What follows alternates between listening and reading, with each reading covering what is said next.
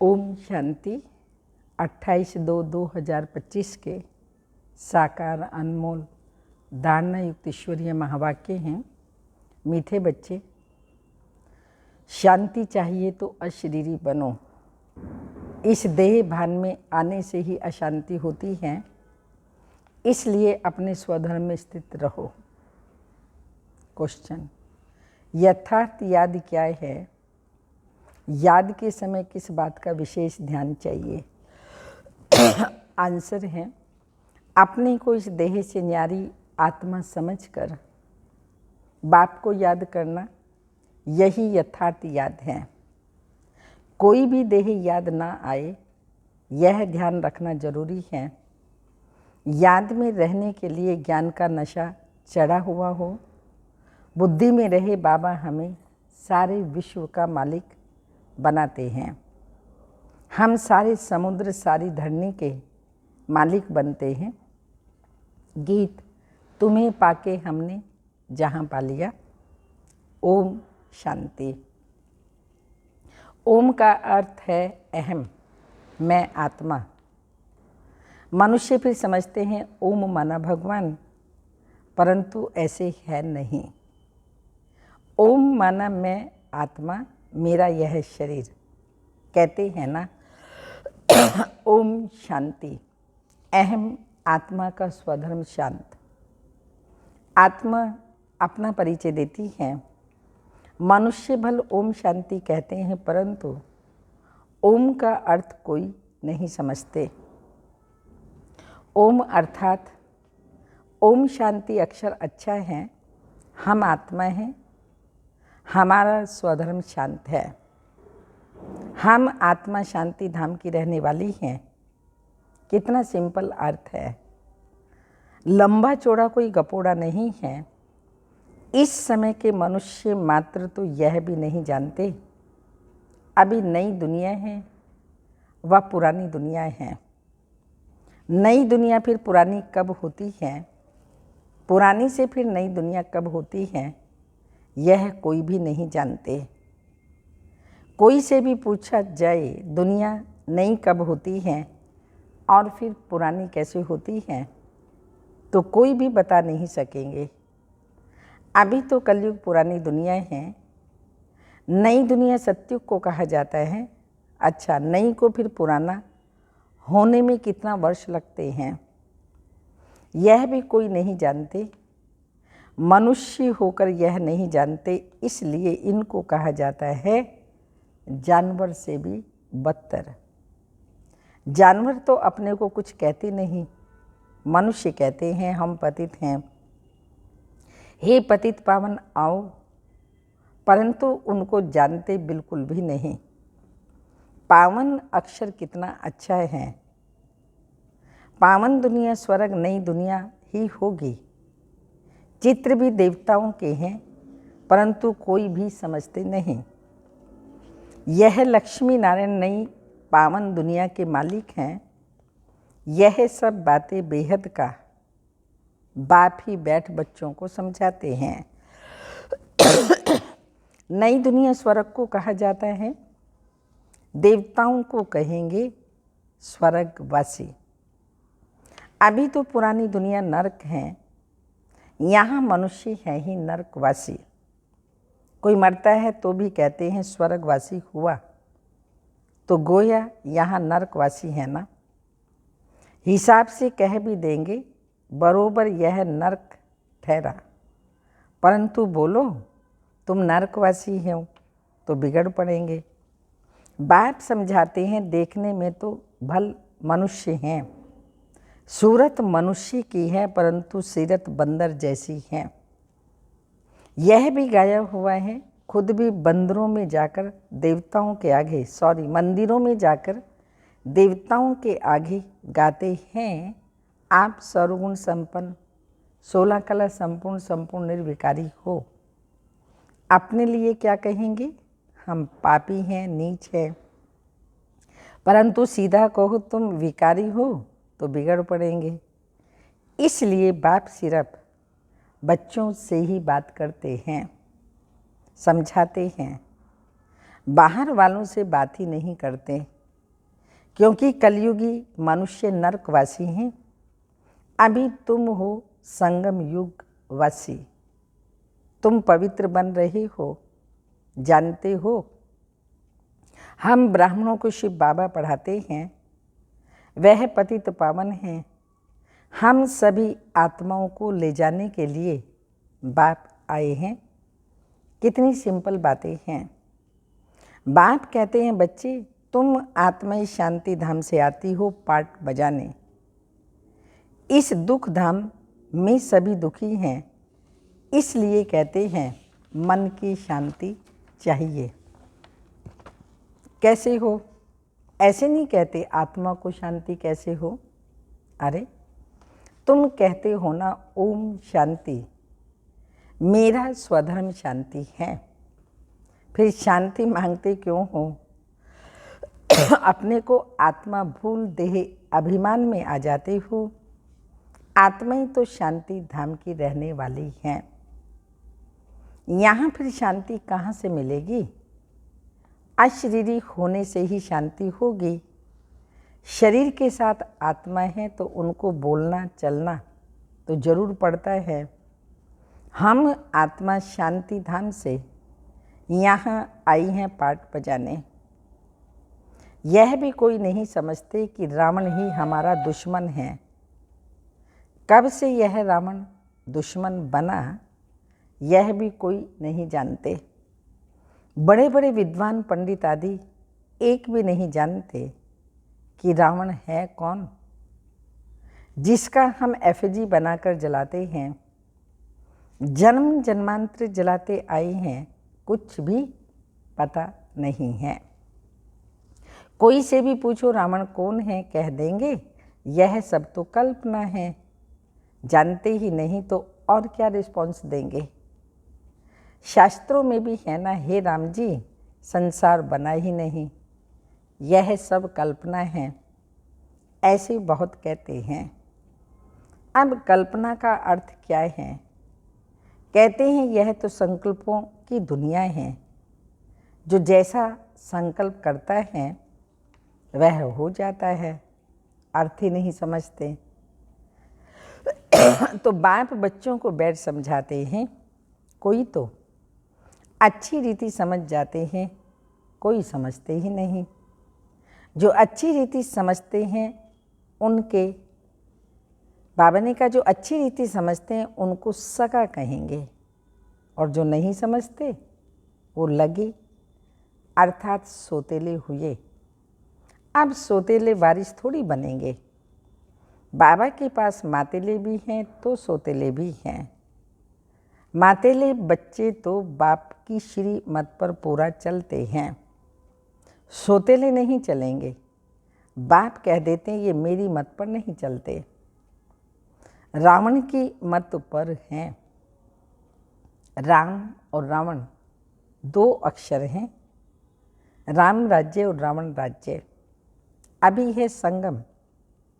तो बाप समझाते हैं ये सब ब्रह्मा कुमार कुमारियाँ शिव बाबा से वर्षा ले रहे हैं। तुम लेंगे तो श्री मत पर चलेंगे। तो कहते हैं कौन सी मत? बाप श्रीमत देते हैं कि पवित्र बनो। कहते हैं हम पवित्र रहें, फिर पति ना माने तो मैं किसकी मानूं? वह तो हमारा पति परमेश्वर है।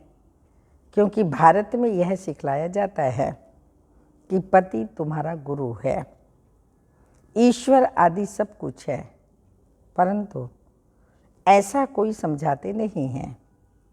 उस समय हाँ कर देते हैं, मानते कुछ भी नहीं, फिर भी गुरुओं के पास मंदिरों में जाते रहते हैं। पति कहते हैं तुम बाहर मत जाओ, हम राम की मूर्ति तुमको घर में रख कर देते हैं, फिर तुम अयोध्या आदि में क्यों भटकती हो? तो मानती नहीं। यह है भक्ति मार्ग के धक्के। वह आकर खाएंगे, जरूर खाते हैं, कभी मानेंगे नहीं। समझते हैं वह तो उनका मंदिर है। अरे तुमको याद राम को करना है कि मंदिर को? परंतु समझते ही नहीं। तो बाप समझाते हैं भक्ति मार्ग में कहते भी हो, हे भगवान आकर के हमारी सद्गति करो, क्योंकि वह एक ही सर्व का सद्गति दाता है। अच्छा, वो कब आते हैं यह कोई भी जानते नहीं हैं। बाप समझाते हैं रावण ही तुम्हारा दुश्मन है। रावण का तो वंडर है जो जलाते ही आते हैं लेकिन मरता ही नहीं। रावण क्या चीज़ है यह भी कोई नहीं जानते। अभी तुम बच्चे जानते हो हमको बेहद के बाप से वर्षा मिलता है। शिव जयंती भी मनाते हैं, परंतु शिव को कोई भी जानते नहीं हैं। गवर्नमेंट को भी तुम समझाते हो। शिव तो भगवान है, वही कल्प कल्प आकर भारत को नरकवासी से स्वर्गवासी, बैगर से प्रिंस बनाते हैं, पतित से पावन बनाते हैं। वही सर्व के सद्गति दाता हैं। इस समय सभी मनुष्य मात्र यहाँ हैं। क्राइस्ट की आत्मा भी कोई ना कोई जन्म में यहाँ है, वापिस कोई भी जान नहीं सकते। इन सब की सद्गति करने वाला एक ही बड़ा बाप है। वह आते भी भारत में ही हैं। वास्तव में भक्ति भी उनकी करनी चाहिए जो सद्गति देते हैं। वह निराकार बाप यहाँ तो है ही नहीं। उनको हमेशा ऊपर समझकर याद करते हैं। कृष्ण को ऊपर नहीं समझेंगे और सभी को यहाँ नीचे याद करेंगे। कृष्ण को भी याद यहाँ करते हैं। तुम बच्चों की है यथार्थ याद। तुम अपने को इस देह से न्यारा आत्मा समझकर बाप को याद करते हो। बाप कहते हैं तुमको कोई भी देह याद नहीं आनी चाहिए। यह ध्यान जरूरी है। तुम अपने को आत्मा समझ बाप को याद करो। बाबा हमको सारे विश्व का मालिक बनाते हैं। सारा समुद्र, सारी धरती, सारे आकाश का मालिक बनाते हैं। अभी तो कितने टुकड़े टुकड़े हैं। एक दो को हद में आने नहीं देते, एक दो की हद में आने नहीं देते, तो वहाँ ये बातें होती ही नहीं। भगवान तो एक ही बाप है। ऐसे नहीं कि सभी बाप ही बाप हैं, कहते भी हैं हिंदू चीनी भाई भाई, हिंदू मुस्लिम भाई भाई, परंतु अर्थ नहीं समझते। ऐसे कभी नहीं कहेंगे हिंदू मुस्लिम भाई बहन, नहीं, आत्माई सब आपस में भाई भाई हैं। दैहिक नाते भाई भाई नहीं, आत्मा रूप में सब भाई भाई हैं, परंतु इस बात को जानते ही नहीं। शास्त्र आदि सुनते सत्य सत्य करते रहते हैं, अर्थ कुछ भी समझते नहीं। वास्तव में है असत्य झूठ। सच खंड में सच ही सच बोलते हैं, यहाँ झूठ ही झूठ है। कोई को बोलो कि तुमने झूठ बोला तो सेकंड में बिगड़ पड़ेंगे। तुम सच बताते हो तो भी कोई तो गाली देने लग पड़ेंगे। अब बाप को तो तुम ब्राह्मण ही जानते हो। तुम बच्चे अभी दैवी गुण धारण करते हो, तुम जानते हो। अभी 5 तत्व भी तमो प्रधान हैं। आजकल मनुष्य भूतों की पूजा भी करते रहते हैं, भूतों की याद रहती है। बाप कहते हैं अपने को आत्मा समझ माँ में कम याद करो, भूतों को मत याद करो। गृहस्थ व्यवहार में रहते हुए बुद्धि का योग बाप के साथ लगाओ। अब देही अभिमानी बनना है। जितना बाप को याद करेंगे विकर्म विनाश होंगे। ज्ञान का तीसरा नेत्र तुमको मिलता है। अभी तुमको विक्रमाजीत बनना है, वह है विक्रमाजीत संवत। यह है विक्रमी संवत।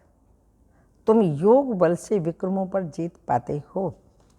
भारत का योग तो मशहूर है, मनुष्य जानते ही नहीं। सन्यासी लोग बाहर में जाकर कहते हैं कि भारत का योग सिखलाने आए हैं। उनको तो पता ही नहीं, यह तो हठ योगी हैं, वह राजयोग सिखला न सके। तुम राज ऋषि हो, वह हैं हद के सन्यासी, तुम हो बेहद के सन्यासी। तो रात दिन का फर्क है ना। तुम ब्राह्मणों के सिवाय और कोई भी राजयोग सिखला न सके, तो यह है नई बातें।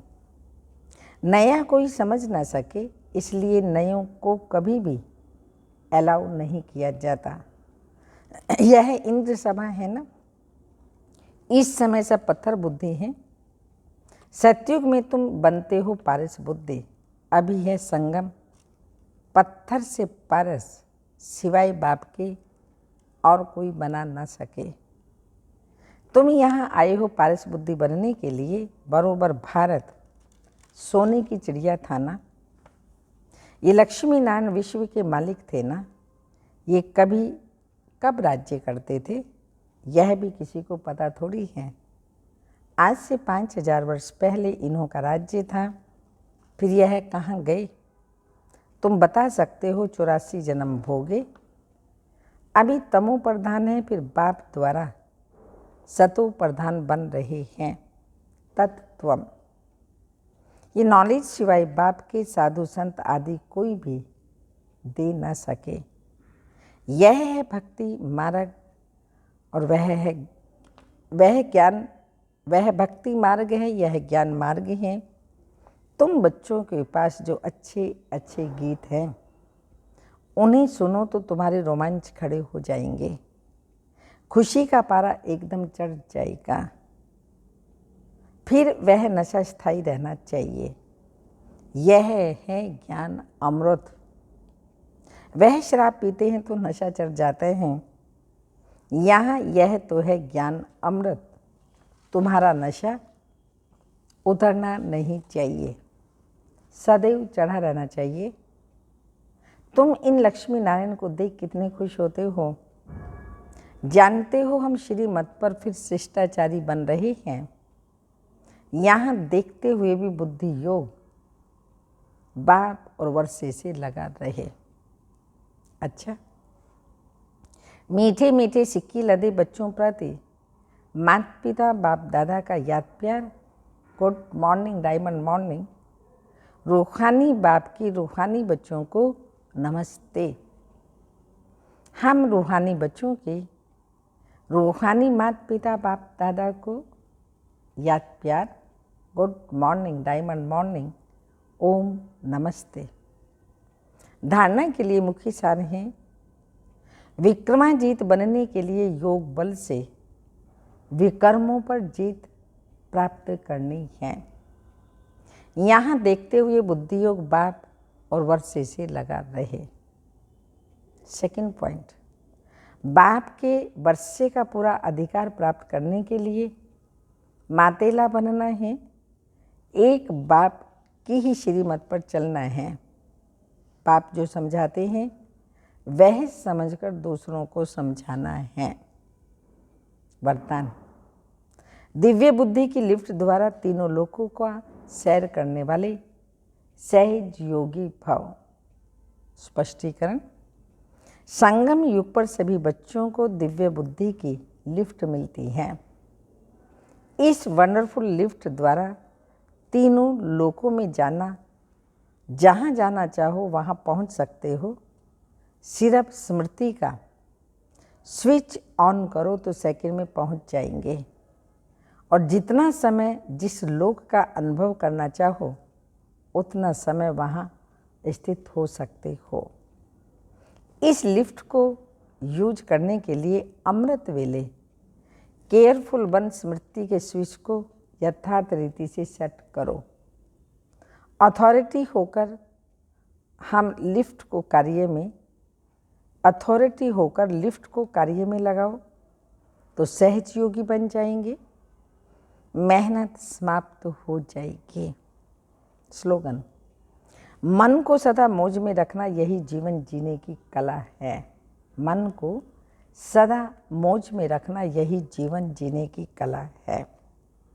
अव्यक्त इशारे, एकांत प्रिय बनो, एकता और एकाग्रता को अपनाओ। एकांतवासी का डबल अर्थ है, सिर्फ बाहर की एकांत नहीं लेकिन एक के अंत में खो जाना। एकांत नहीं तो सिर्फ बाहर की एकांत होगी और बोर हो जाएंगे, कहेंगे पता नहीं दिन कैसे बीतेगा। लेकिन एक बाप के अंत में खो जाओ, जैसे सागर के तल्ले में चले जाते हैं तो कितना खजाना मिलता है। जैसे एक के अंत में चले जाओ अर्थात बाप से जो प्राप्तियां हुई हैं उसमें खो जाओ। ओम शांति।